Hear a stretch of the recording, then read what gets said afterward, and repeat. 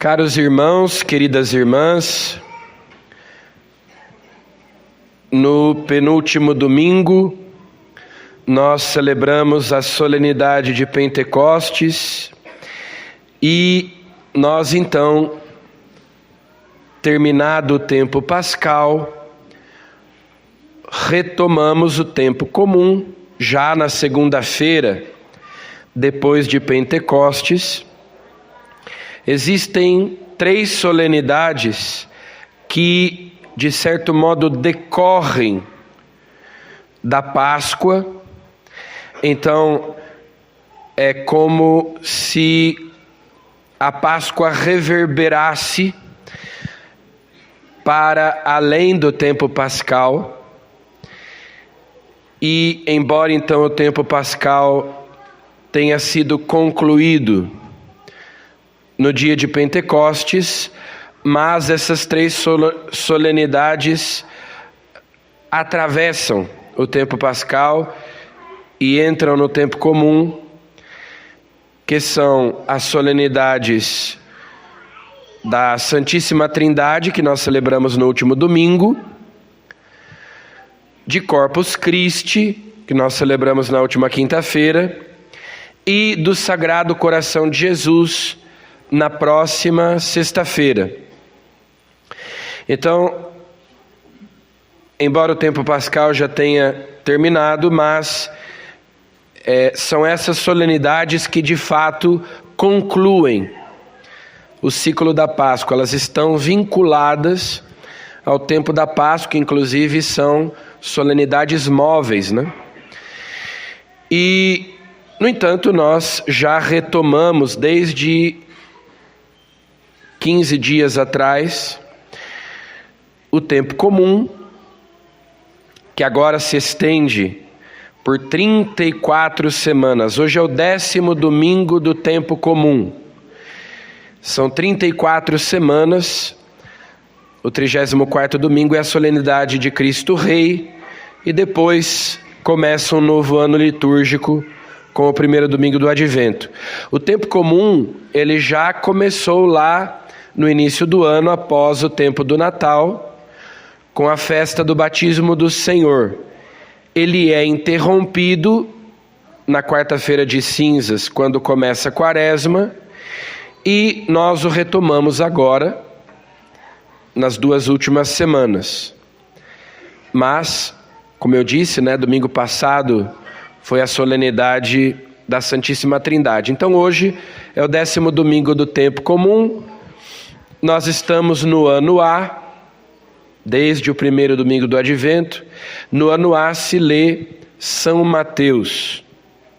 É o primeiro evangelho. Quando a gente abre ali a Bíblia, o Novo Testamento é o primeiro livro. É o mais extenso, é o mais longo dos 4 evangelhos, segundo a tradição. Foi escrito primeiro. Também é o mais detalhado. É o que, digamos assim, é mais completo nos detalhes que apresenta. Mas o evangelho que nós escutamos hoje é, de certo modo, autobiográfico, embora seja apenas um versículo. Mas aqui São Mateus conta a sua experiência pessoal, o seu encontro pessoal com Jesus. Ele nos conta como foi a sua conversão, como foi o seu chamado. É curioso que, no caso de São Mateus, conversão e chamado, vocação, acontecem simultaneamente. E ele então não gasta muita tinta para falar de si mesmo. Como eu disse, é só um versículo, mas ele então descreve sucintamente o seu evangelho, que, como eu disse, é sempre tão minucioso, detalhado, mas para falar de si mesmo, ele é bem abreviado. E ele conta como foi esse encontro que mudou a sua vida. Então, ele começa dizendo: partindo dali de onde? Onde é que Jesus estava antes de se encontrar com São Mateus, de onde ele saiu? Jesus estava na casa de Simão Pedro, a cidade inteira tinha vindo para ouvir Jesus, para ver Jesus, de modo que a casa estava cheia, e então acontece aquele episódio bastante conhecido do paralítico que é trazido pelos seus amigos. Eles não conseguem entrar na casa porque a multidão era muito grande, então sobem na casa e descem o paralítico pelo telhado, colocam-no diante de Jesus. Eles não verbalizam um pedido, mas o gesto fala por si mesmo. Eles estão pedindo a Jesus a cura do paralítico. Por favor, cure o nosso amigo que está nesta maca, nesta cama, e que não pode se mover.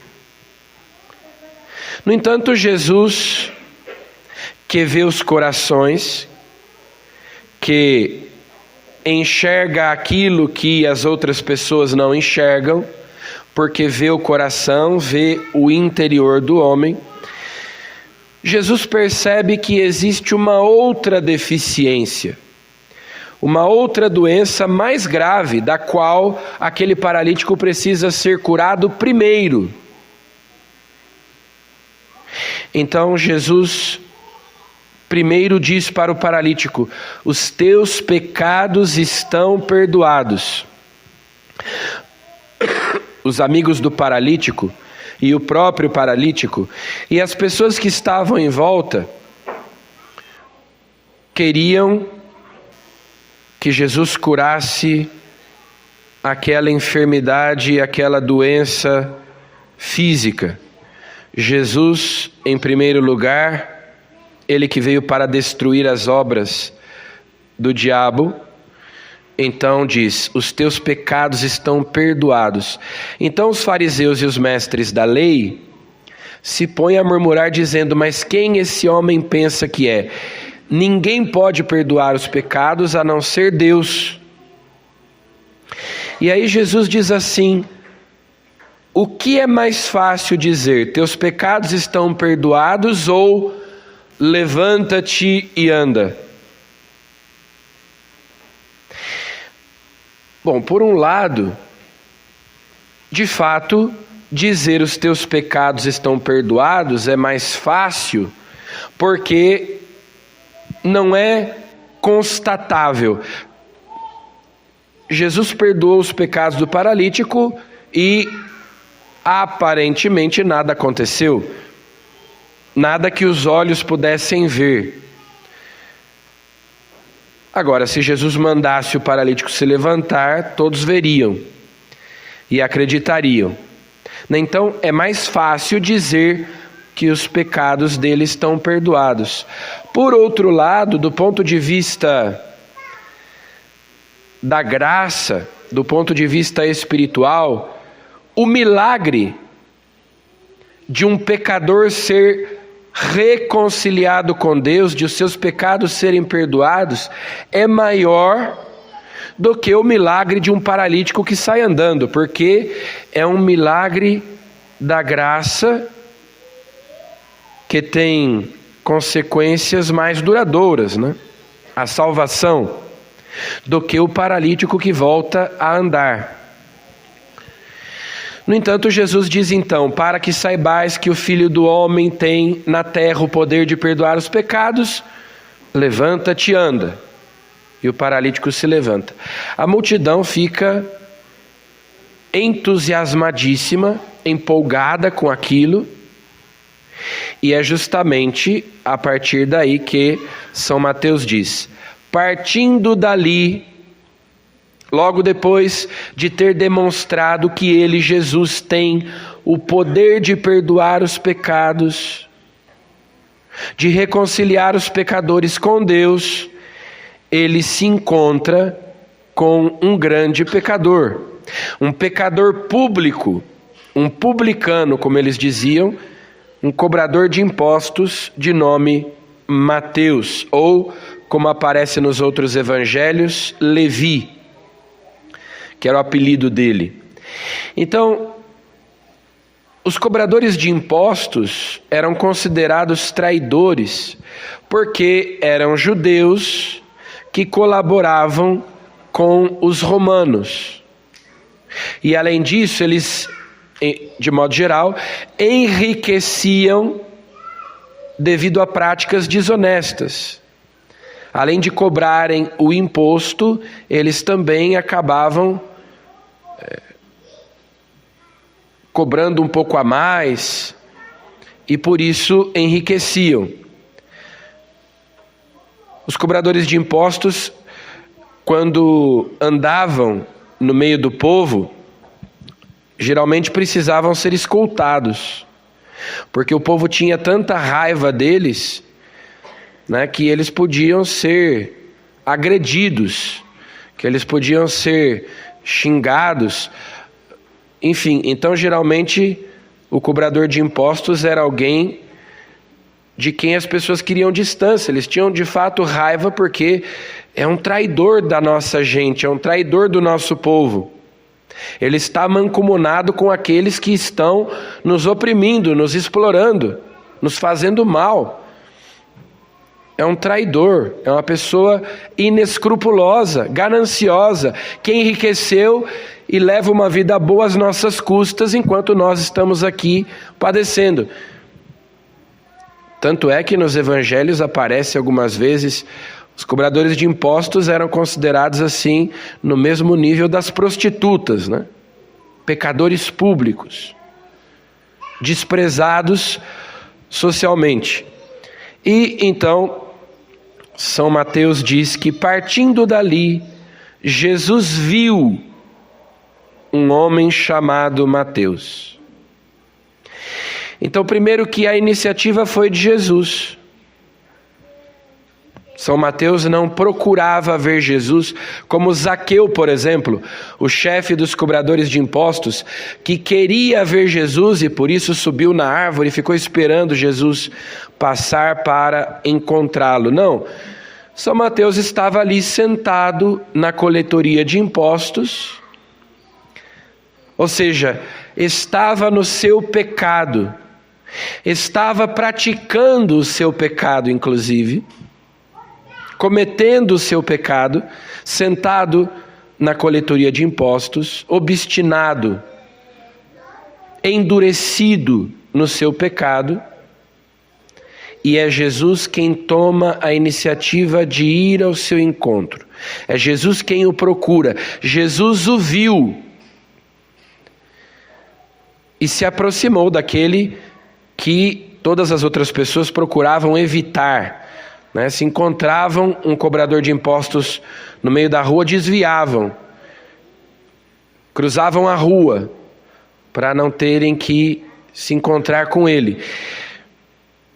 O Papa Francisco tem como lema episcopal, que claro, geralmente se mantém quando é eleito Papa, uma frase tirada de um sermão de São Beda Venerável, do ofício do dia de São Mateus. São Beda, comentando esse texto, usa a seguinte expressão são 3 palavras em latim, que é o lema do Papa Francisco, está lá no brasão dele: miserando atque eligendo. Ou seja, olhando-o com misericórdia, olhando-o com amor, o escolheu, o chamou. Jesus olhou São Mateus com misericórdia e certamente esse olhar foi muito marcante, porque São Mateus põe aqui, Jesus o viu um homem chamado Mateus sentado na coletoria de impostos.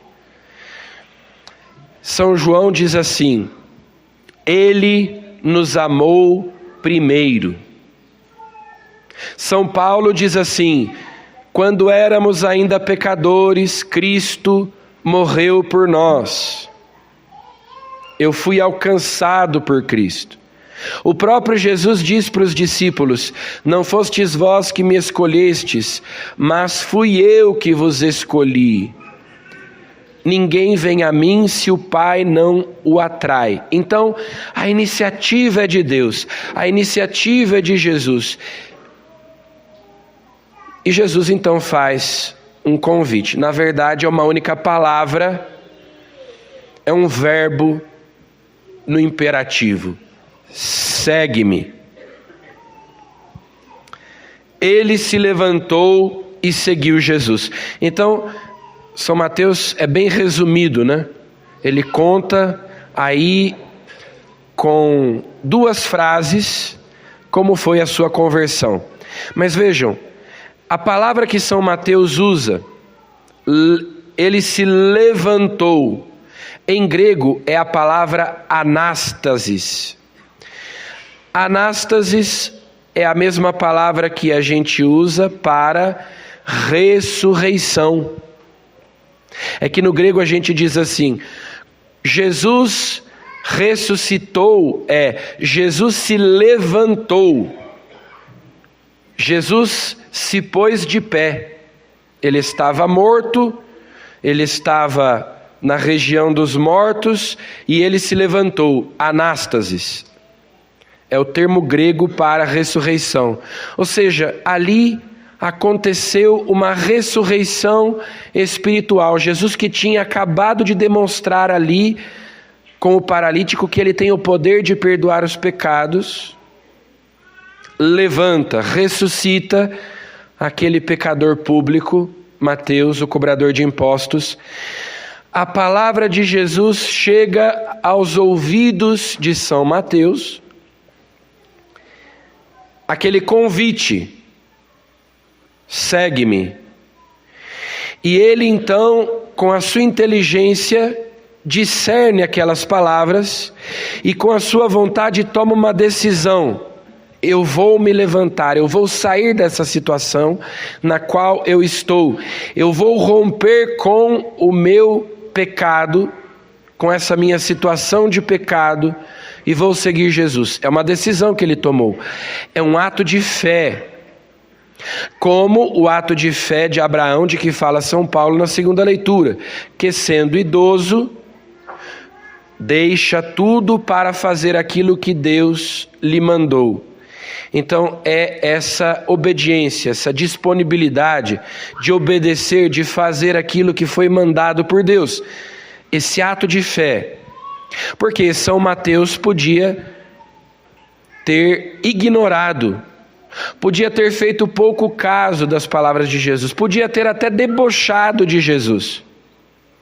Vejam, não era uma decisão fácil, porque sim, ele era detestado, ele era desprezado pelo seu povo, mas ele também tinha uma posição de riqueza. Então, ele teria que abrir mão de todas as suas regalias, de todos os seus privilégios, de todo o seu conforto. Ele poderia ter feito como o jovem rico. A gente nem sabe o nome do jovem rico. Se ele tivesse seguido Jesus, talvez seria um dos apóstolos, mas ele não fez o que Jesus mandou. Vai, vende os teus bens, dá aos pobres, depois vem e segue-me. São Mateus também podia ter feito assim, mas não. Ele escutou, ele discerniu, ele decidiu: não vou continuar nesta situação. Se levantou, saiu, ele estava sentado, agora ele está de pé, ressuscitado, é uma nova criatura, porque ouviu a voz de Jesus e o seguiu. Então é a descrição que São Mateus faz dessa mudança, dessa conversão que aconteceu na sua vida a partir daquele encontro com Jesus, que exige uma decisão firme, um propósito firme. São Mateus então convida Jesus e os seus discípulos para virem jantar na sua casa. Ele dá uma festa, para comemorar aquilo que tinha acontecido. E outros cobradores de impostos e pecadores se sentem animados, confiantes de se aproximarem de Jesus. Porque Jesus mostra que para ele, São Mateus não era um caso perdido, que ele tinha alternativa, que ele não precisava continuar naquela vida. E outros cobradores de impostos vêm também. Quem sabe eu também não possa mudar de vida. Quem sabe a minha vida também não possa ser diferente. Mas os fariseus e os mestres da lei, que um pouco antes tinham encafifado porque Jesus disse que perdoava os pecados do paralítico, agora também começam a resmungar, dizendo: mas vejam só, ele come com os pecadores, com os cobradores de impostos, onde já se viu, né, se senta à mesa com gente de má fama, com gente de má vida. E a resposta de Jesus são os doentes que precisam de médico.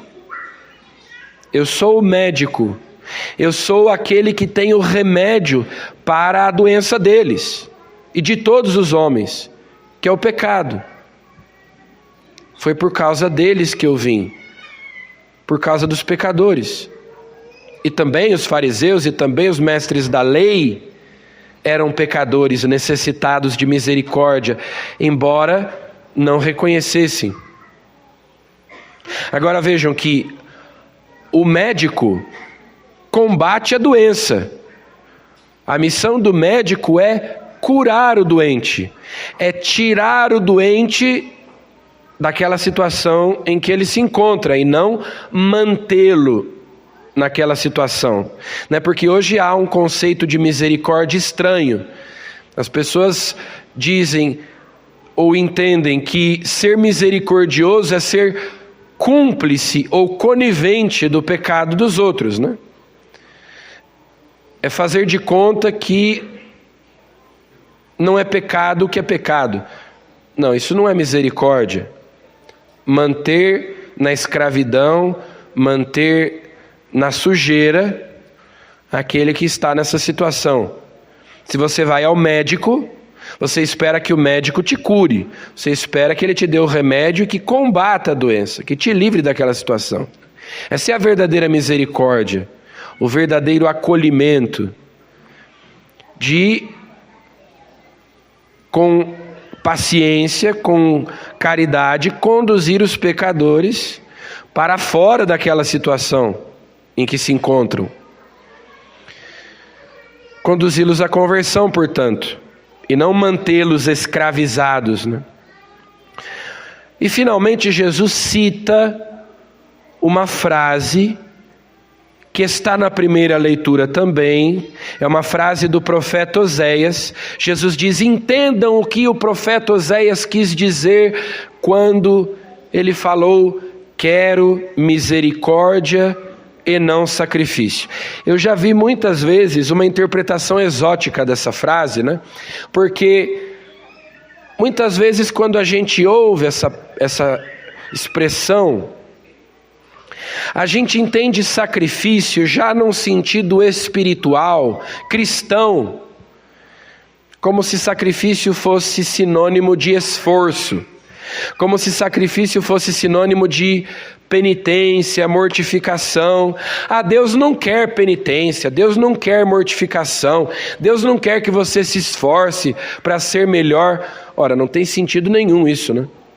Deus quer é o amor, Deus quer é a misericórdia. Essa é uma interpretação absolutamente errada, né? Aqui a palavra sacrifício é usada pelo profeta Oséias e por Jesus num sentido técnico, num sentido cultual. O sacrifício é aquilo que se oferecia no templo. Os sacerdotes ofereciam sacrifícios de animais para Deus.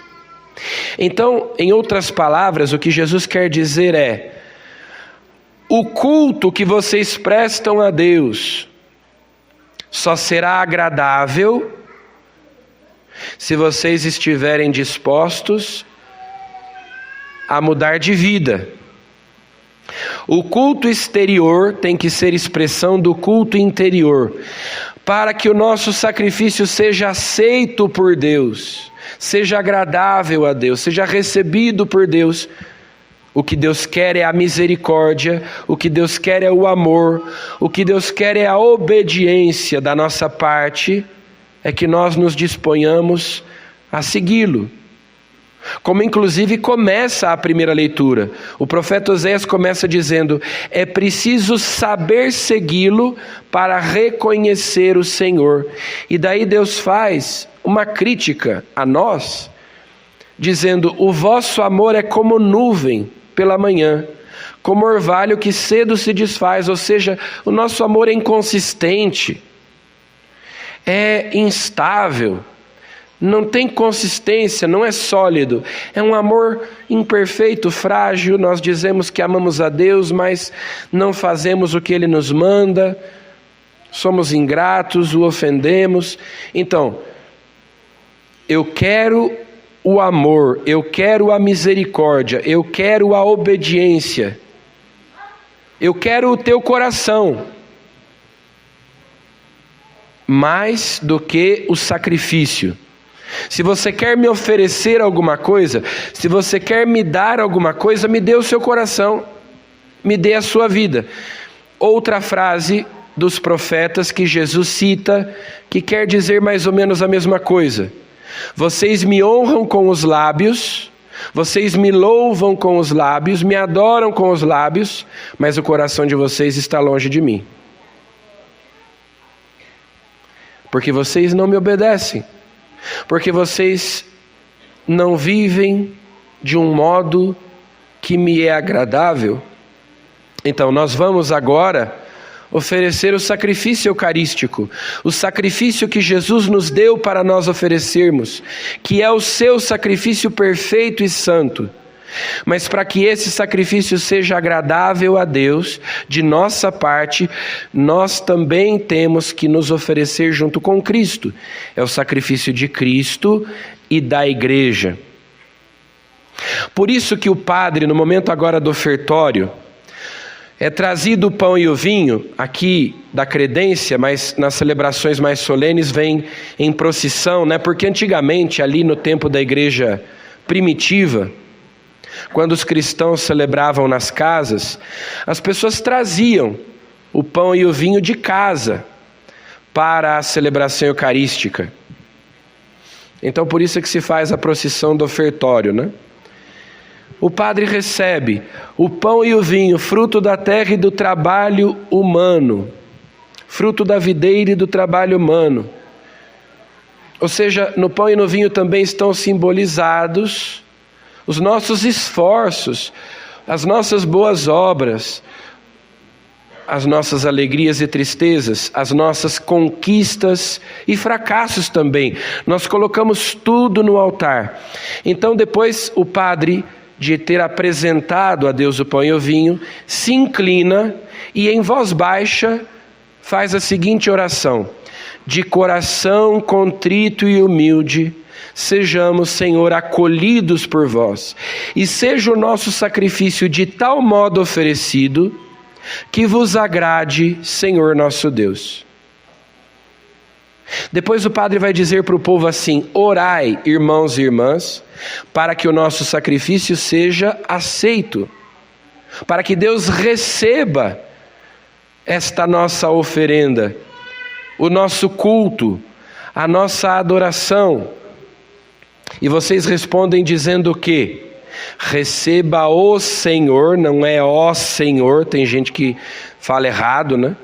É a expressão de um desejo. O padre diz assim: olha, rezem aí para que Deus receba o que nós vamos dar para Ele de presente, para que Deus goste do que nós vamos oferecer a Ele. E vocês dizem: que o Senhor, nosso Deus, receba pelas tuas mãos, Padre, porque é o Padre, é o sacerdote que oferece em nome de todos. receba, ó Senhor, por tuas mãos este sacrifício. Que Ele aceite, que Ele se agrade, que Ele receba, para a glória do nome dEle, para o nosso bem e de toda a Santa Igreja. Então vejam como, várias vezes a gente diz, o padre sozinho, depois ele pede que vocês peçam e vocês pedem, que o nosso sacrifício seja agradável. Quando é que o nosso sacrifício é agradável? Quando nós nos oferecemos junto. Porque a Eucaristia tem que ser isso, a nossa vida na vida de Cristo, a vida de Cristo na nossa vida. E depois tem outra coisa, antigamente, hoje, então a gente coloca umas moedinhas ou algum dinheiro ali na cestinha na hora do ofertório, os donativos. Antigamente as pessoas não tinham dinheiro assim como nós temos hoje. Em pouco tempo também, talvez, acho que nós não teremos mais dinheiro, Agora é tudo virtual. Mas antigamente, por exemplo, quem viveu na roça há 50, 60 anos atrás, as pessoas quase não tinham dinheiro. Elas trocavam as coisas entre si. Então, muitos e muitos anos atrás, nesse momento, as pessoas traziam donativos, doações para a igreja, para os pobres, para o padre. Então, nessa hora vinha lá com um saco de farinha, vinha lá com um balde de leite, o que as pessoas tinham para oferecer. E o padre ia recolhendo tudo isso e ficava com as mãos sujas. Por isso que o padre tinha que depois vir e lavar a mão, como faz até hoje, num gesto simbólico, o padre lava as mãos e diz: lavai-me, Senhor, de minhas faltas e purificai-me dos meus pecados, para que, com mãos puras eu possa oferecer o sacrifício. Mas quando a gente vê esse gesto na missa, lembrando que a linguagem da liturgia é a linguagem dos sinais, Então a gente tem que estar atento, tanto nas palavras quanto nos sinais. Quando a gente vê o padre ali lavando a mão no ofertório depois de ter recebido o pão e o vinho, a gente deve pensar assim: o que foi que eu coloquei nas mãos do padre para ele apresentar a Deus, para que ele precisasse lavar as mãos, para que ele ficasse com as mãos sujas e tivesse que lavá-las?